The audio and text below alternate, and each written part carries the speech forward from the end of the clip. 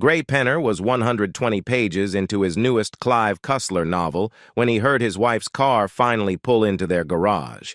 He touched his Fitbit to see the time was 8:17 p.m. He grimaced. This was the third time this week his wife had come in late from work. Up until 4 months ago, she had never come home late in the 7 years they were married. Gray wasn't born yesterday, nor the day before. He didn't think anything the first few times Kelly had called to let him know she'd be late. Then he noted one evening when she got home later, her lipstick was slightly smudged, something almost unheard of as Kelly was almost OCD about her appearance. He was pretty sure he noticed another man's aftershave as she leaned in to kiss him hello. So that night in bed, he purposely nuzzled up to her neck as he spooned her from behind. He didn't know a lot about fragrances, but he knew there was quite a bit of difference between the white shoulders he bought her and whatever the hell he was smelling. Gray almost gasped when his auburn-haired wife walked in the door. At 30, he felt that she was every bit as beautiful as the first time he had seen her in college, and his near gasp was his usual reaction every time he saw her after being apart for several hours or more. Kelly smiled to herself when she saw her husband's usual reaction when she walked in. She knew his reaction was truly a sincere compliment. Plus, she had to admit to herself that she found it arousing that her husband found her alluring so soon after she had been attached to another man's lips. "Hey, sweetie," she said as she strutted over to him, gave him a quick kiss on his lips, and turned to head upstairs, her unseen smirk both confident and condescending. "Just need to get comfy. Be down in a minute." Gray hadn't said a word while his wife breezed in and headed upstairs, not that she seemed to notice. He noticed, however, the now usual scent of aftershave. Not for the first time, he furrowed his brow as she climbed the stairs, dreading the upcoming confrontation that had to happen soon if he was to keep his marriage alive. At this point in time, Gray was pretty sure his wife hadn't totally crossed the line with the Prince of Paco Rabanne, as he thought of her would-be seducer, but he believed she had been moving closer. For 7 years, Gray had feared that his beautiful wife would one day realize she had married beneath herself in terms of aesthetics and seek to remedy that situation. Gray didn't see himself as an ugly man, but what he felt were average looks were no way in the same league as his spectacularly beautiful wife. The snake walking into the Garden of Eden was named Johann Wegman. Kelly was an assistant vice president at an international telecommunications firm. Johann was a well-built 40-year-old blonde vice president who transferred in from the firm's headquarters in the Netherlands about 6 months ago. Gray heard way more than he wanted to about the Dutch transfer for the first 2 weeks before Kelly went completely radio silent about him. Gray had his suspicions. "Hey, that new Dutch guy still in your office?" Gray asked one evening during dinner when Kelly was talking about her day. "Yeah. Why do you ask?" she answered, somewhat confused. "For a few weeks, he was the only one you talked about. Now it's like he's disappeared completely," Gray said. "Well, he works in another department. We don't see each other much," she said, her face coloring more than a little. "Huh," Gray mumbled, shoveling in a bite of food as he noted that his wife had just lied to his face. The late nights started soon thereafter. Kelly found herself attracted physically to the 6'4", 225-pound Dutchman from the first moment she was introduced to him. As much as he was a physical specimen, he projected an air of extreme confidence, almost bordering on arrogance. He spoke 3 languages and had deep blue eyes that Kelly felt seemed to look into her soul every time he looked at her. If she was honest with herself, she had to admit that she felt for him the first time Johann smiled at her. In truth, Kelly and Johann didn't work in different departments and actually interacted quite a bit in their jobs. The two were going to lunch by themselves within a couple of weeks of Johann coming on board. Kelly loved her husband and never gave a thought to what was becoming a burgeoning relationship with Johann. For his part, Johann was very aware of the fact that his relationship with Kelly was growing because he was gently pushing it that way. Johann knew the woman was married, but figured she would let him know if he was pushing too far. Extramarital affairs were not anathema in his country. 2 weeks later, the pair was working on a project that wouldn't quite be done by the end of the day. Johan suggested they could pick up the project again first thing in the morning, or just put in a little extra time that evening at the office. Her smile told him everything he needed to know. She quickly called Gray at his office to tell him she would be a couple of hours late. He noted to himself that it was the first time she would be late in the many years she had worked for her company. But since he occasionally had to work late, he had no complaints and told her he would fix dinner on that night. She gushed over how considerate he was.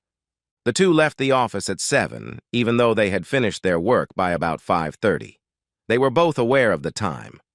Working, or rather staying, late started to become a regular thing for the pair, who spent much of their extra time talking at first. That evolved into touching, cuddling, and kissing. Kelly was completely aware that she was balanced atop the edge of a slippery slope, but she was enjoying having her husband and a boyfriend. In fact, she was so caught up in her own feelings that she was either unaware or uncaring that her husband had noticed. Coming out of college, Gray had gotten a good position with a good salary at a small local telecommunications firm. Kelly, having the same degree as Gray, had started out in a lesser position, but with an international firm. The two had a plan to remain childless until they were 30. They also soon decided that Kelly would be the first to go back to school online to get her master's in business so she could advance in her company. Once she got her master's, it would be Gray's turn so he could advance in his job. Kelly got her master's in 4 years and soon got a promotion that boosted her salary and position in her company above her husband's money and place in his. He was very proud of his wife and pleased that their plan for their careers was working. Caught up in her own financial and personal success, Kelly lost track of the couple's plan. When it came time for Gray's turn at getting a master's, she argued that they should instead use that money to buy a house in which they could raise a family. Gray wasn't happy with his dreams being subjugated, but he had to admit that buying a house for their future family was a good idea. He could always go back to school in a couple of years, she reminded him. Kelly always seemed to come up with something big the couple needed to spend its money on instead of Gray's MBA. He didn't want to appear selfish, so he always acquiesced to his wife's wishes. Kelly's ego very much enjoyed her being the major breadwinner and having the bigger job among the pair. She began to see herself as the more equal among two equal partners. Kelly had butterflies in her stomach as she descended the stairs. She loved her husband, but she needed Johan. Needed to feel him, needed to spend the night with him, needed to snuggle with him after the two of them had intimacy. She just couldn't cheat with him, though. She had to tell her husband first so it wouldn't be cheating. She knew he loved her every bit as much as she loved him, and he would give her this one weekend, this hall pass. He had never denied her anything. "Dinner's in the microwave. You just need to zap it for about a minute," Gray said flatly when Kelly appeared downstairs. "Thanks, babe. I'll get it in a bit. Can we talk?" she asked. Gray raised his eyes from his book. Dirk Pitt was going to have to wait. Gray could tell Kelly had something important she wanted to say to him. Did it have something to do with what he wanted to talk to her about soon? "I want a hall pass this weekend, Gray," Kelly said hesitantly, but clearly. Gray sat frozen in his spot on the sofa. His brain went into overdrive. He hoped he didn't look as stunned as he felt. He felt like his insides wanted to come up to the outside of his body. "Pardon me?" he asked, knowing that he had indeed heard his wife correctly. "I need to spend an entire weekend with Johan Wegman. We have feelings that need to be addressed once. Just once. I love you, Gray, not him, and I will come back to you after this weekend and spend the rest of my life showing you just how much I love you." Gray felt even sicker to his stomach, knowing that just by asking, Kelly had ended their marriage. Still, he figured this tragedy had to be played out. "What if you decide after this weekend that once isn't enough?" he queried.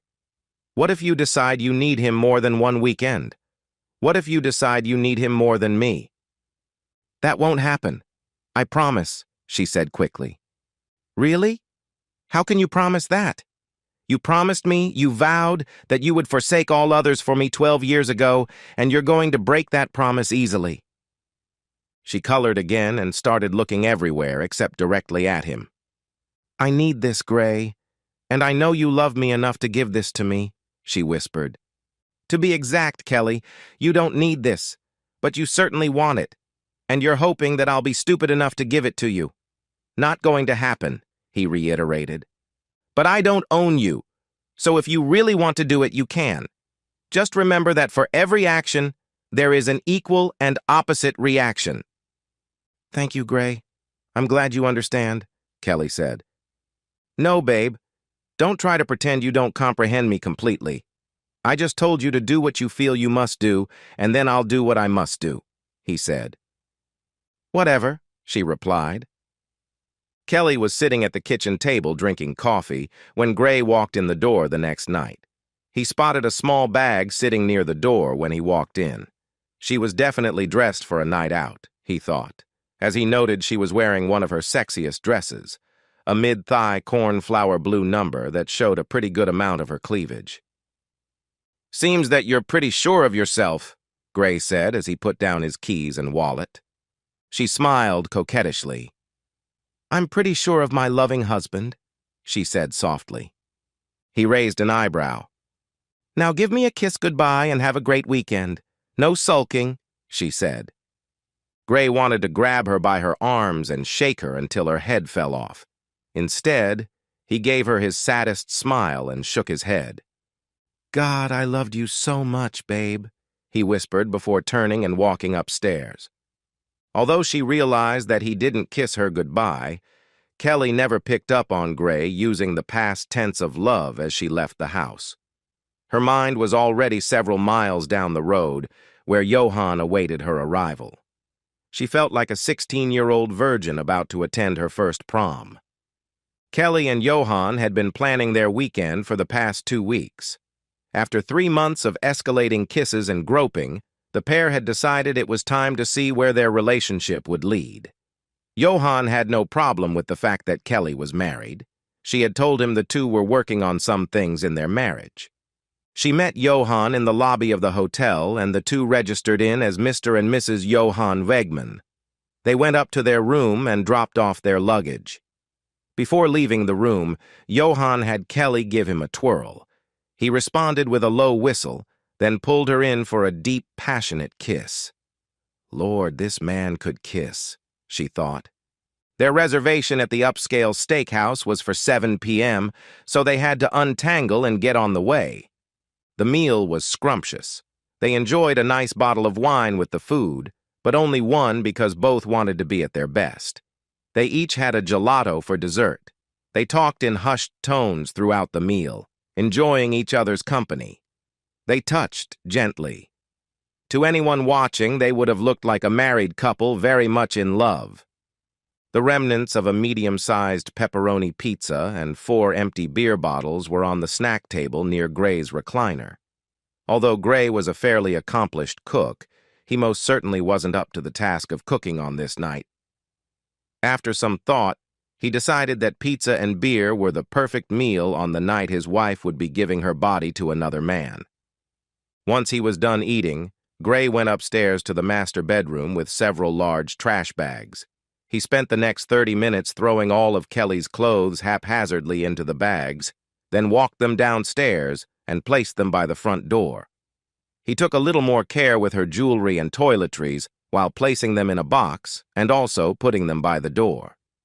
Satisfied to a degree and angry beyond description, Gray went back downstairs, put a DVD into the player, and settled in to watch his favorite all-time movie, the Mel Brooks classic, Young Frankenstein. Kelly and Johan had barely gotten back into their room when he crushed his lips to hers. She wrapped her arms around his neck, and the two stood there passionately for about a minute. From what she had observed through his suit pants at the office, Kelly thought Johan would be a little bigger and thicker than her husband, especially when she factored in Johan's size advantage. He had 6 inches and 40 pounds over her husband. No longer fully clear-headed, Kelly noticed that Johan's size, even when fully engaged, didn't seem to surpass what she had expected. She had heard her friends talk about the difference between a grower and a shower, but hadn't paid much attention.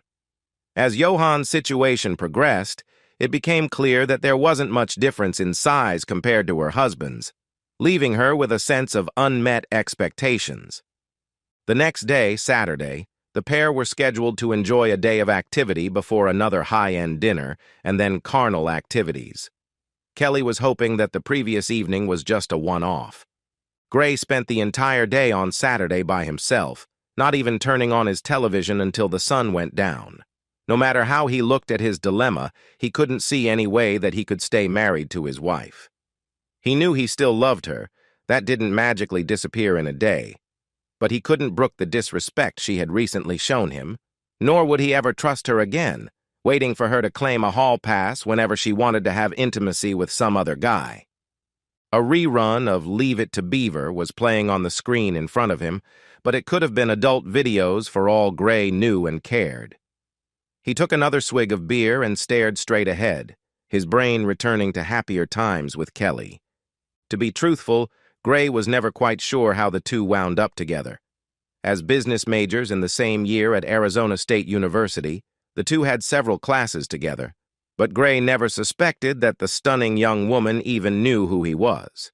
She always seemed to have a small posse of admirers around her, but early in their junior year, she pulled up the seat next to him in an honors accounting class.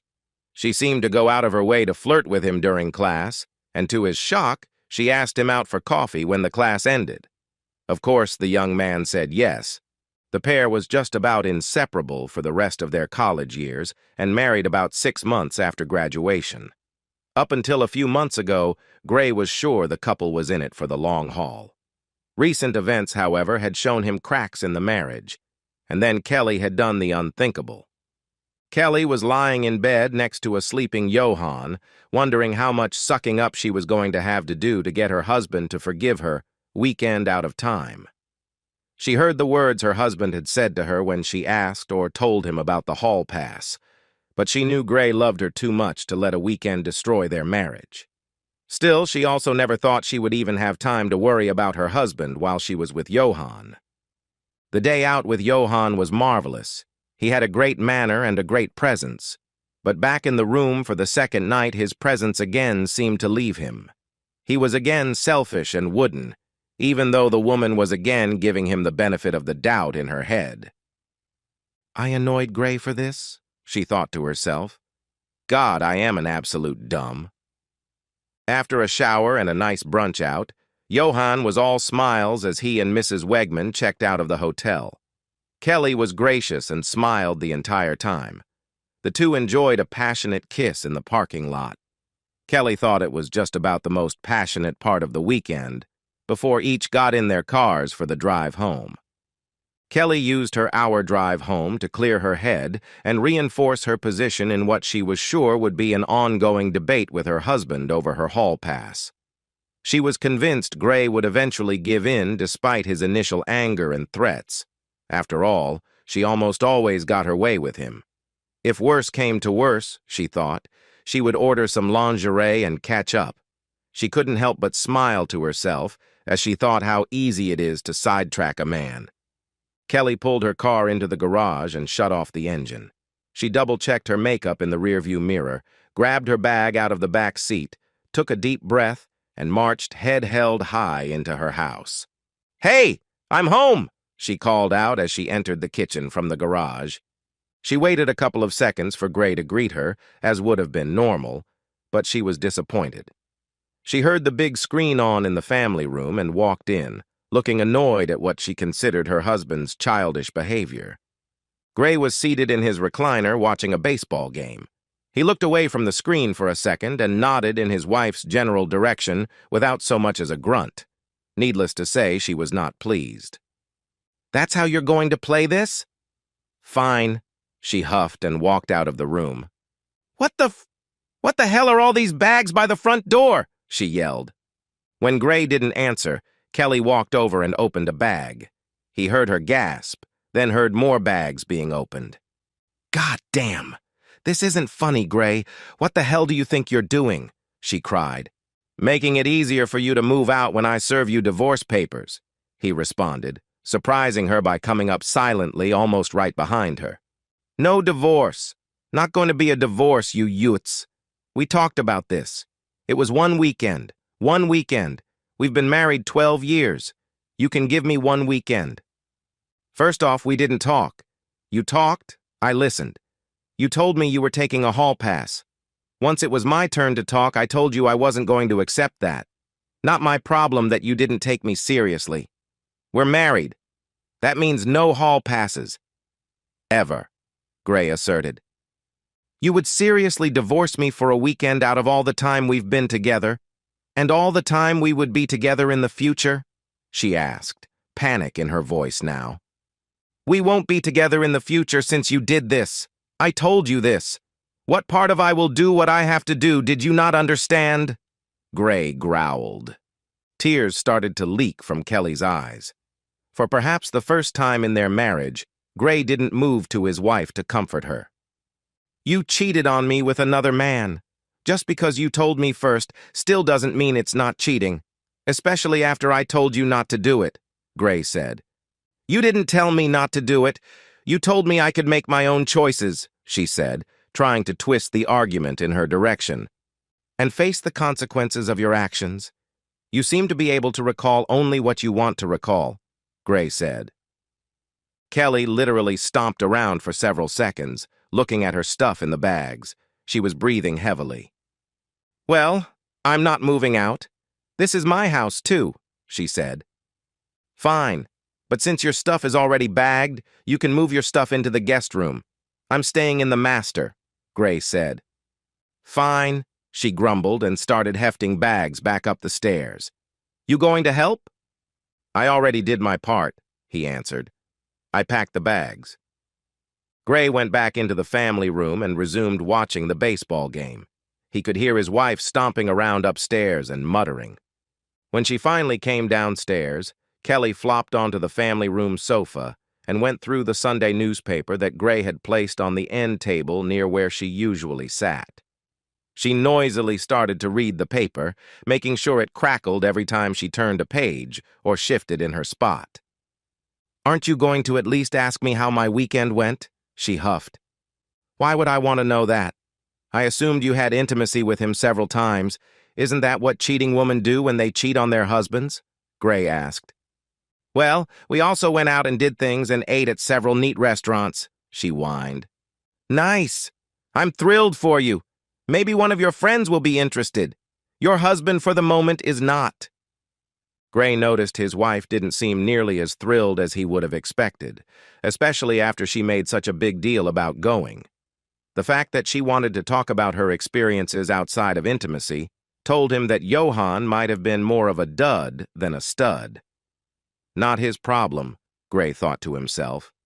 Gray spent time on Monday splitting bank accounts and doing the financial maneuvering necessitated by a pending divorce. He wasn't able to get an appointment with his choice of a family law attorney for another week, so he knew he'd have to exist with Kelly in the same house for a while. Kelly spent her day ducking Johann. She was very aware that they were on opposite sides of the spectrum as to the success of the weekend. She knew that their relationship had changed forever, and not for the better. As much as anything, she desperately needed her husband to understand and come back to her so she could use Gray to put off future advances from Johann. Life had suddenly gotten very complicated for Kelly. She debated between having another sit-down with Gray or just letting life carry on as if nothing happened, hoping her husband would eventually cool down. She opted for the second choice as the path of least resistance, not looking forward to being called a cheating woman again by her husband. After some time spent looking at the situation from all angles, Kelly had to admit to herself that a cheating woman seemed much more accurate than loving wife. She shook her head sadly, wondering if she would have seen things differently if her weekend had been a ringing success instead of a dismal failure. Gray never said a word to Kelly when he got home from work, nor when the two sat down to eat. He muttered a quick thanks when he finished and picked up his plate. I'm sorry, Gray. I'm really sorry, Kelly whined as Gray started to move into the family room.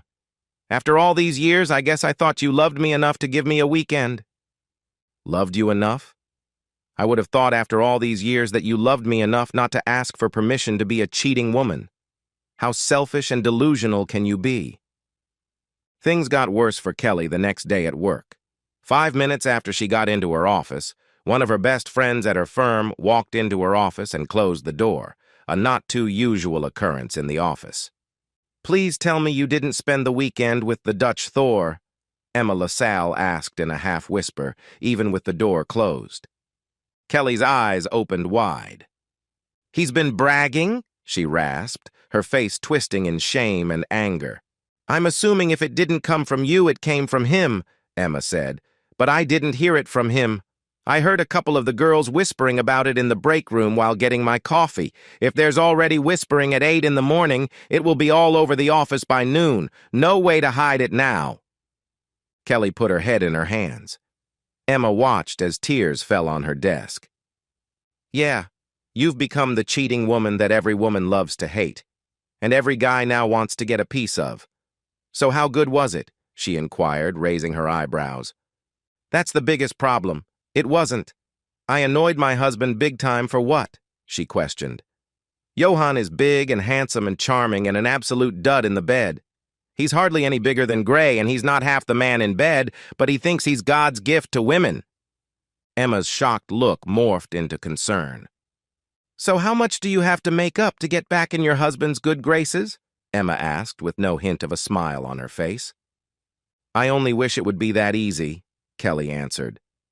"Gray keeps talking about divorce. 7 years together and he's going nuclear. Just like that. No, I'll think about it. No counseling. Nothing. I thought he'd be annoyed, but he's off the hook mad.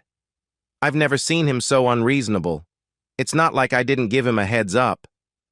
"Yeah, but if he didn't approve of it, the heads up meant nothing. You're a smart woman. You really can't deny not knowing it could end up this way," Emma said.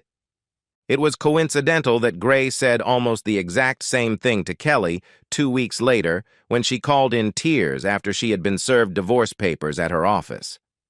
"You told me I could have intimacy with him. You told me I could," she bawled through the phone. "No, I told you that it was your choice, but there would be consequences. I never gave you carte blanche to meet that blonde bastard. You made it all about what you wanted. Apparently, it didn't matter what I wanted," Gray asserted. Gray received a phone call from his in-laws a couple of weeks later, pleading for him to talk to their daughter and consider reconciling. Gray liked his in-laws and had always gotten along well with them. He tried to let them down gently. "She said she made a mistake and you won't talk to her. Won't let her explain," his father-in-law accused gruffly. "You're a better man than that, Gray." "She made a mistake. Is that really what she called it?" Gray said with more than a touch of irony in his voice. "Well, she really never told us what that mistake was. But after 7 years, don't you think you owe her some courtesy?" Ken Clayton said. "She didn't tell you the whole story, Ken. I don't call giving herself a hall pass to have a coworker for a weekend a mistake. I warned her there would be consequences," Gray said. "Oh, no, no, she couldn't have been that stupid," Ken cried. Gray didn't feel he needed to respond to what he was sure was more of a rhetorical comment. "I'm truly sorry," Ken said. "I don't know what else I can say. I won't be bothering you again." Gray groaned when he saw it was Kelly calling him the day after he spoke to her father. More excuses coming, he thought. "I'm sorry for my dad calling, Gray. I guess you found out that I wasn't exactly forthcoming with my parents. That's not the sort of thing you admit if you don't have to. I never thought he'd call, and I never thought you'd rat me out," she said softly. "I didn't rat you out. I told the truth," he said without emotion. "Yeah," she sighed. Kelly and her attorney tried to delay the divorce, but considering Gray filed on irreconcilable differences and there were no children, it went through in 9 months. Kelly couldn't believe that Gray wouldn't give her a second chance after her mistake, as she called it repeatedly. "The mistake was way more than just having intimacy with another man, Kelly," he explained one evening when she tried to change his mind. "You had an emotional affair way before you cheated with him. You disregarded my feelings. You disrespected me in the worst way. When did you stop loving me?" Kelly sniffled back tears. Once upon a time, Gray used to try to comfort her when she cried. Now he accused her of trying to cry her way back inside his heart. "I know you still love me, Gray. Why can't we try to reconcile?" "I do still love you. That's why this hurts so much," Gray answered. "But it's apparent to me that you don't love me nearly as much as I love you. I would have never considered cheating on you, ever. But I could never trust that you wouldn't do this again, the next time another man catches your fancy." "There won't be another man, I promise," she interjected quickly. "There shouldn't have been a first man," Gray grumbled. "You promised that when you made vows to me?" "Oh yeah," she whispered. Johan asked Kelly out several times during the time the divorce was pending, as did several other co-workers of Kelly's. Being outed as a cheating woman made the woman the talk of the office and got her called into Human Resources several weeks after the incident. "We don't have a policy against employee dating, but we've always asked our employees to show a little discretion. When half the males on our staff are talking about you spending a weekend, playing house with Johan Wegman, and half the females are speculating who's next on your list, it's not a good situation. If the buzz doesn't let up, you might be asked to move to another office. They tell me Maine is very pretty this time of year," the Human Resources Director said. Johan was back in Kelly's face a day later again asking the woman for a date. After being warned by the HR director, she was in no mood for Johan. "Come on, baby, your hubby's divorcing you. We don't even have to leave the city for the weekend," Johan said. "Can't you take a hint? I blew up my marriage for some mediocre intimacy that I just had to have. I was such an idiot. Now go away," Kelly shrieked. 2 weeks later, Kelly accepted a job relocation to North Carolina. By the time she left to go, everybody in the company knew Johan was not the stud he thought he was. A month later, Johan transferred back to the Amsterdam office. He was a handsome, fit man who drifted through the aisles of the grocery store each Saturday morning like a man in a daze, she noted from several feet away. He never seemed to notice her, which was the norm in her life. Margaret Scanlon, called Peggy by her close friends, was a fifth-grade teacher in a local elementary school.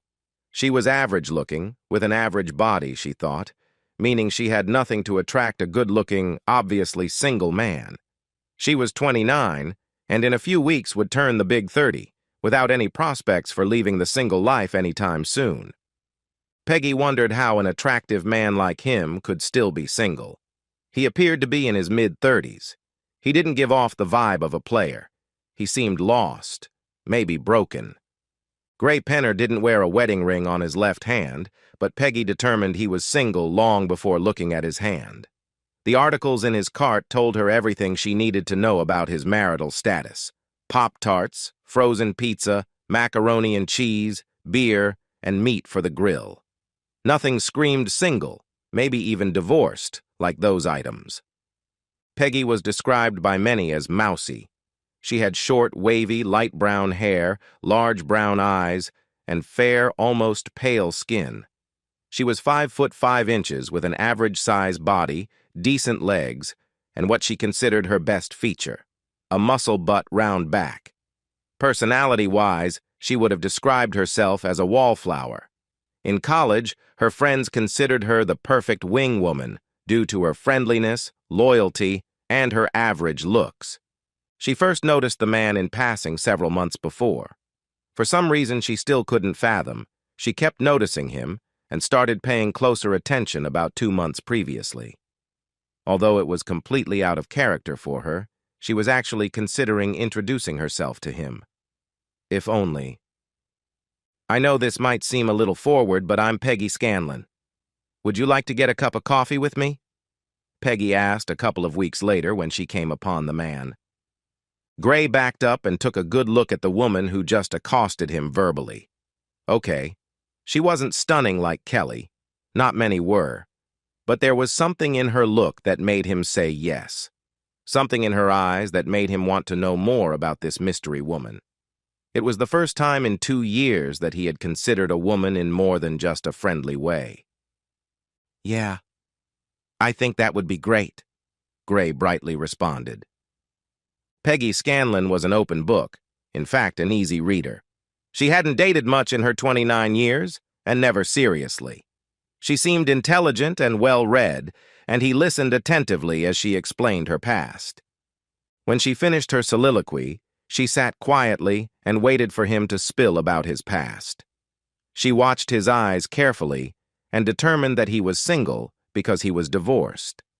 His eyes revealed the pain that only someone who had been hurt deeply could know. She watched as he thought. She could see he was trying to figure out exactly how much of himself to reveal.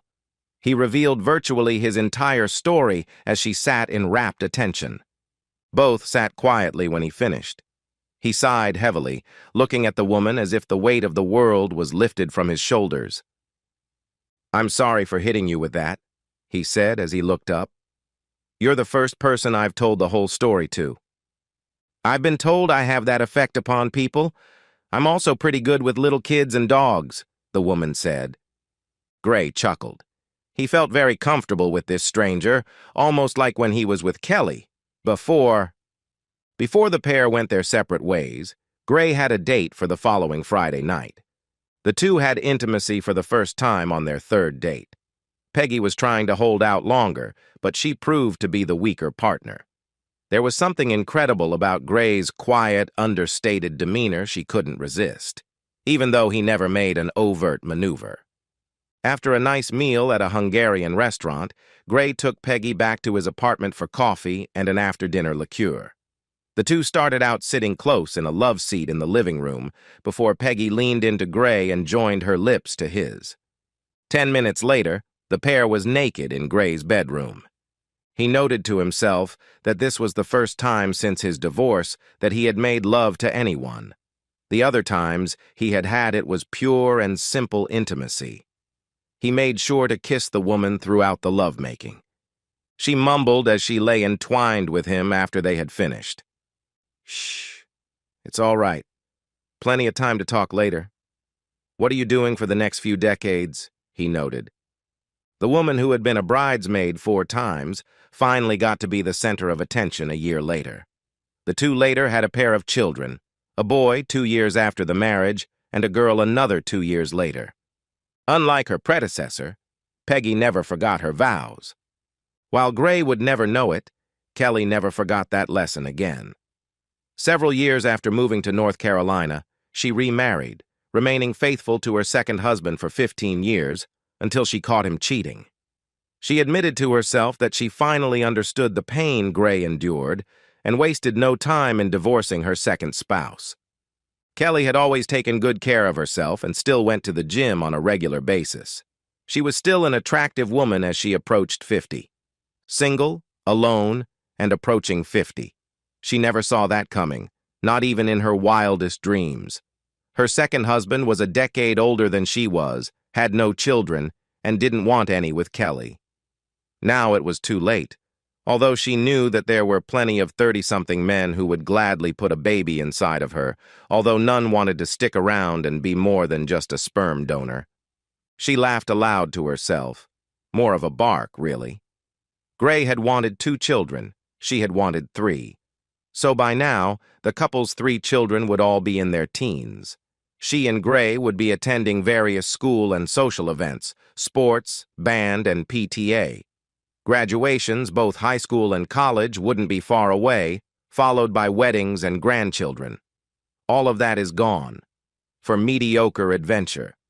What an entitled, dumb woman she was. She shook her head sadly, for probably the 1,000th time. If she was limber enough to kick her own back. A few months later, halfway across the country, Gray and Peggy Penner, along with their 15-year-old son Reggie, were sitting in the gymnasium of their local high school, watching their 18-year-old daughter Phyllis accept her diploma. Peggy squeezed her husband's arm, and the two exchanged looks with their eyes filled with happy tears. Gray leaned in and gave his wife a quick peck on her lips, causing their son to wince in teenage embarrassment. "Oh, come on, you two. Not here, not now," he whined. His parents smiled at him, then at each other. They both wiggled their eyebrows. And so, we've reached the end of today's story. Was it what you expected, or did it take a twist you didn't see coming? I'm curious to hear your thoughts. Share them in the comments below, and let's get a conversation going. If this story kept you hooked, make sure to hit that like button.